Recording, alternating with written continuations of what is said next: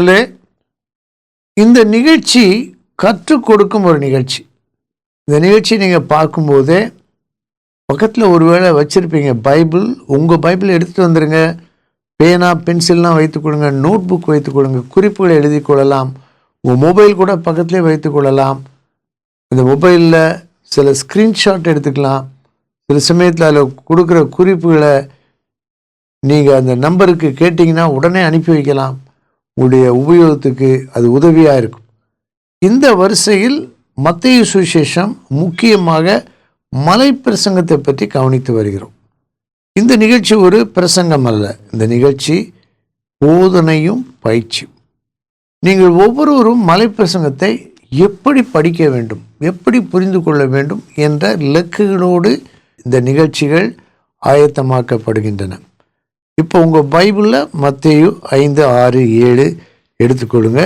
5, 6, 7 பார்த்தீங்கன்னா 1, 2, 3, 4 ஏறக்குறைய 5 பக்கங்களுக்கு குறைவாகத்தான் இருக்கிறது. நல்ல வேகமாக வாய் விட்டு வாசித்தா 15 நிமிடங்களில் வாசித்து விடலாம்.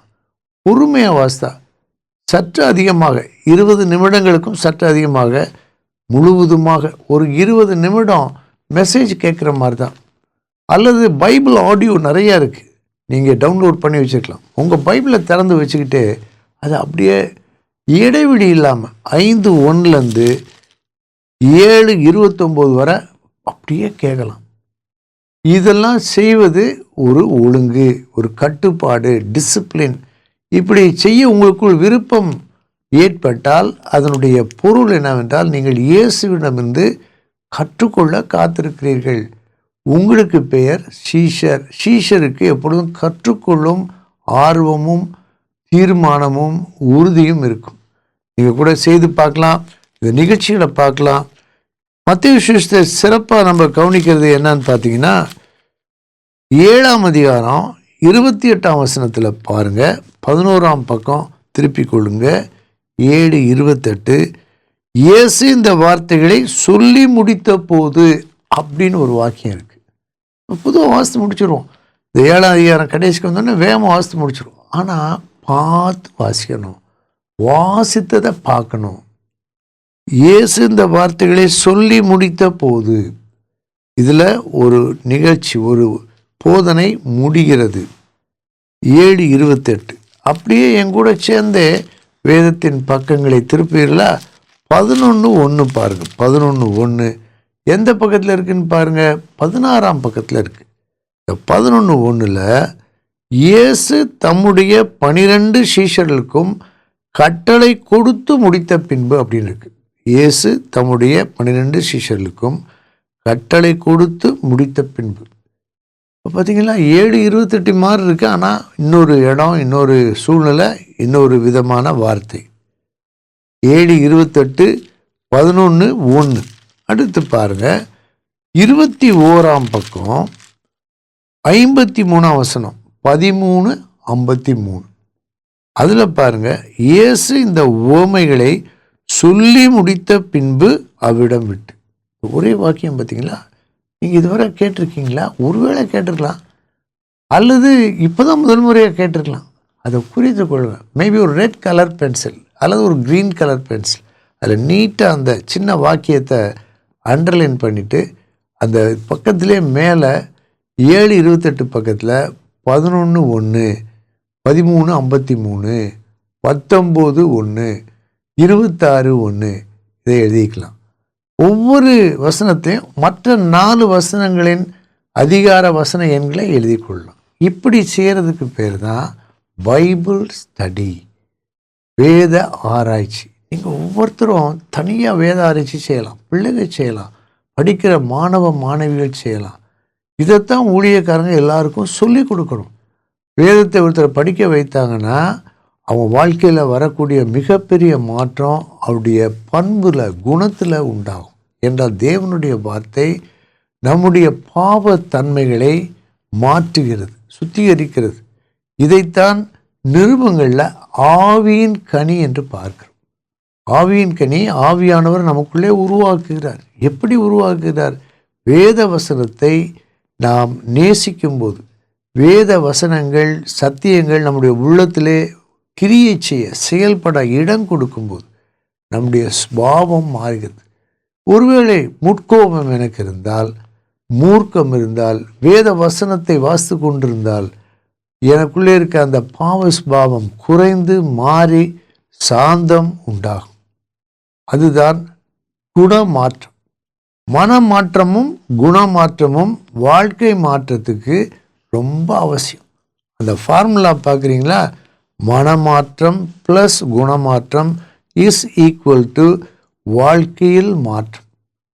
இந்த மாற்றத்தை யாருமே தடை செய்ய முடியாது. சாத்தான் ஒருத்தன் தான் இதை தடை செய்ய முடியும்.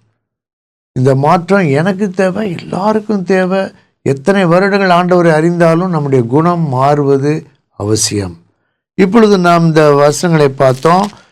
19:1 இயேசு இந்த வசனங்களை சொல்லி முடித்த பின்பு 26:1 40ஆம் பக்கம் ரைட் சைடில் கீழே பாருங்க.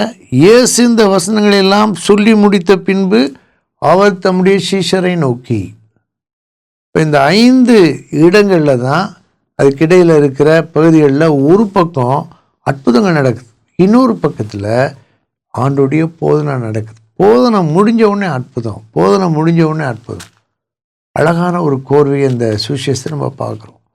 மத்தேயு எழுதும்போது இப்படி எழுதவில்லை. அவர் வரிசையாக ஒரு டிக்டேஷன் எடுக்கிற மாதிரி எழுதிட்டார். அதுக்கு பிறகு பல நூற்றாண்டுகளுக்கு பிறகு அதிகார பிரிவுகள், பத்தி பிரிவுகள், வசனங்கள், அதுக்கு பிறகு தலைப்புகள்லாம் கொடுக்கப்பட்டப்போ இதெல்லாம் தெரியுது. நீங்கள் இதை யாருக்காவது சொல்லிக் கொடுக்கலாமே, உங்கள் மூலமாக அவங்க இதை தெரிஞ்சுக்குவாங்க. பைபிளை எடுத்து அதை காட்டி நீங்கள் அதை அடிக்கோடிட்டு வசனங்களை எழுதி காமிக்கலாம். அப்போது மற்ற விஷயத்தை படிக்கிறதுக்கு அதிகம் ஆர்வம் உண்டாகும். இந்த மத்தேயு சுவிசேஷத்தில் 5, 6, 7 உள்ள இந்த மலை பிரசங்கம், அந்த மலை பிரசங்கத்தில் நம்ம சில காரியங்களை கவனிக்கிறோம். பரலோகன்ற வார்த்தை நிறைய முறை வருது. மலை பிரசங்கத்தில் எத்தனை முறை வருதுன்னு அந்த ஸ்டாட்டிஸ்டிக்ஸ் நீங்கள் பார்க்குறீங்க. மத்தேயு சுவிசேஷத்தில் கொடுக்கப்படும் புள்ளி விவரங்களை இந்த ஸ்லைடில் நீங்கள் பார்க்குறீங்க. கொஞ்சம் நேரம் அப்படியே பாருங்கள், ஒன்றா பாருங்கள். அதை ஸ்க்ரீன்ஷாட் கூட எடுத்துக்கலாம். அதுலேருந்து எடுத்து உங்கள் பைபிள்லேயே அங்கங்கே மத்தேயு சுவிசேஷத்தில் மேலே எழுதிக்கலாம், அல்லது உங்கள் நோட்டில் எழுதிக்கலாம், குறித்து கொள்ளலாம். இந்த புள்ளி விவரங்கள் மத்தேயு சுவிசேஷத்தின் செய்தியையும் சத்தியத்தையும் நன்றாக புரிந்து கொள்ள உங்களுக்கு அது உதவி செய்கிறது. இப்போ நம்ம பார்க்குறோம் மத்தேயு 5 முதல் சில வசனங்கள் பாக்கிய வசனங்கள். இப்போ பாருங்களேன், 3ஆம் வசனத்தில் ஆரம்பிக்குது. 5ஆம் வசனத்தின் ஆரம்பம், அவர் திரளான ஜனங்களை கண்டு மலையின் மேல் ஏறினார். அவர் உட்கார்ந்த பொழுது அவருடைய சீஷர்கள் அவரிடத்தில் வந்தார்கள். அப்பொழுது அவர் தமது வாயை திறந்து அவர்களுக்கு உபதேசித்து சொன்னது என்னவென்றால், இப்படி தான் வாய் திறந்து சத்தமாக பார்த்து கருத்தாக உணர்ச்சிகளை கொண்டு வாசிக்கணும். அப்படி வாசித்தோன்னா ஆண்டோடைய சத்தத்தை எளிதாக நீங்கள் கேட்க முடியும். அதில் பாக்கியவான்கள் பாருங்கள் 3 இருக்குது. அதை ஒரு க்ரீன் கலரில் ஷேட் பண்ணிக்கலாம். 2வது 4ஆம் வசனத்தில் வருது, 3வது 5ஆம் வசனத்தில் வருது, 4வது 6ஆம் வசனத்தில் வருது, 7ல் 5வது வருது, 8ல் 6வது வருது, 9ல் 7வது வருது, 10ல் 8வது வருது, கடைசியாக 11ஆவது வசனத்தில் வருது. ஆகவே இந்த வசனங்களில் பாக்கியவான்கள்னா ஆசீர்வாதங்களை பெற்று திருப்தியாய் நிறைவாய் மற்றவர்களுக்கு முன்பதாக தேவனுடைய ஆசீர்வாதத்தின் அடையாளங்களை சந்தோஷமாய் அனுபவிக்கிறவர்கள் என்று பொருள். ஆகவே அந்த பாக்கிய வசனத்தை மட்டும் அடிக்கடி சொல்லி பார்த்துட்டே இருக்கலாம். அதை பற்றி இன்னும் கொஞ்சம் இன்னொரு நிகழ்ச்சியில் நம்ம கற்றுக்கொள்வோம். இப்போ இந்த 5ஆம் அதிகாரத்தில் ஒரு பகுதியை நம்ம பார்த்தோம். முதல் பாதியில் இந்த பாக்கிய வசனத்துக்கு அப்புறம் 12, 13, 14, 15, 16 அதோடு சேர்த்து வாசிக்கலாம். அதுக்கப்புறம் ஆண்டவர் ஒரு பிரமாணம் மாதிரி தான் கொடுத்தார். நியாயப்பிரமாணத்துக்கும் அவர் கொடுத்ததுக்கும் வித்தியாசமாக இருந்தது. நியாயப்பிரமாணம் அஸ்திபாரம் போல் இருந்தது. பொதுவாக அஸ்திபாரம் கருங்கல்ல அல்லது ஸ்டீல் இரும்பு கம்பிகள் கான்கிரீட்டில் இருக்கும். ஆனால் கட்டடம் செங்கல்ல கட்டப்படும். அஸ்திபாரத்து மேலே தான் கட்டப்படும். பழைய ஏற்பாட்டின் உபதேசம் அஸ்திபாரம் போல, ஆண்டவராக இயேசு கிறிஸ்து கொடுத்த உபதேசம் ஒரு கட்டடம் போல. இது அஸ்திபாரத்து மேலே கட்டப்பட்டது தான் புதிய ஏற்பாட்டின் உபதேசம், இயேசு கிறிஸ்துவின் உபதேசம். நிறைய அறைகள், விசாலமான வெளிச்சமான அறைகள் அங்கு நாம் வாழ்வதற்கு. இந்த மலை பிரசங்கத்தையே ஒரு வீடு மாதிரி யோசிக்கலாம். பல அறைகள், வெவ்வேறு அறைகள் வெவ்வேறு நோக்கத்துக்காக கட்டப்பட்டது. 28ஆம் வசனத்தில் விபச்சாரத்தை பற்றி ஆண்டவர் சொல்கிறார். 28ஆம் வசனத்தில், நான் உங்களுக்கு சொல்கிறேன், ஒரு ஸ்திரியை இச்சையோடு பார்க்கிற எவனும் தன் இருதயத்தில் அவளோட விபச்சாரம் செய்தாயிற்று. என்னன்னா, விபச்சாரம் செய்யாதிருப்பாயாக என்ற பழைய ஏற்பாட்டு 10 கட்டளைகளில் 7வது கட்டளையை ஆண்டவர் ஒரு புதிய கண்ணோட்டத்தில், விபச்சாரம்னா வெளிப்படையாக 2 பேர் ஆண் பெண் உறவிலே செய்யப்படும் பாவம் மட்டும் இல்லை, ஒருத்தருடைய உள்ளத்திலே தவறான நோக்கத்தோடு இச்சையோடு பார்த்து அதிலே நேரம் செலவழித்தால் அது விபச்சாரம் என்று சொல்லுகிறார். இப்படி தான் பழைய ஏற்பாட்டு பிரமாணத்திற்கு புதிய ஒரு கண்ணோட்டத்தை ஆண்டவர் சொல்லிக் கொடுத்தார். இதில் பார்த்தீங்கன்னா 8வது பக்கத்தில் 28, 32, 34, 39, 44, 22 இந்த வசனங்கள்லாம் உங்களுக்கு இதெல்லாம் தெரியும், பழைய ஏற்பாட்டில் சொல்லியிருக்கு. ஆனால் நான் உங்களுக்கு சொல்கிறேன் அப்படின்னு சொல்கிறார். இயேசு கிறிஸ்துவின் உபதேசம். நான் சொல்கிறத கவனமாக கேளுங்க, நான் சொல்கிறபடி நீங்கள் உங்கள் வாழ்க்கை முறையை மாற்றிக்கொள்ளுங்கள் என்று சொல்கிறார். 5ஆம் அதிகாரத்தை பற்றி ஒரு மேலோட்டமான, அதாவது பரவலான ஒரு கருத்தை நான் உங்களோடு கூட பகிர்ந்து கொண்டேன்.